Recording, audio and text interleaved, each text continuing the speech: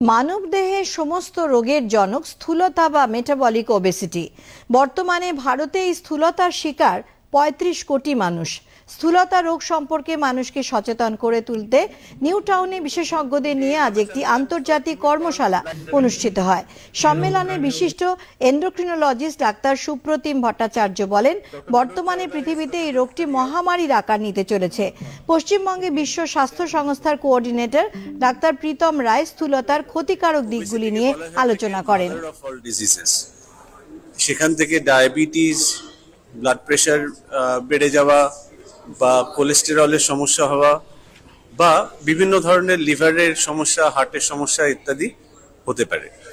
তাই জন্য আমাদের প্রাথমিকভাবে উদ্দেশ্য হচ্ছে জনস্বার্থে আমরা এই ধরনের প্রোগ্রাম আমরা করছি, যাতে করে তারা অবগত হন কি করে আমরা জীবনশৈলীর পরিবর্তন, হাঁটা চলা নিয়মিতভাবে করা, ছোটবেলায় যে আমরা টিভি বা স্ক্রিনের সামনে বেশি সময় কাটাচ্ছি সেই জিনিসটাকে কমিয়ে আমরা যাতে করে খেলাধুলো বা আমরা যদি আরো সক্রিয় ধরনের জীবনযাপন করতে পারি, তাহলে স্থূলতাটাকে অনেক কমিয়ে আনতে পারবো।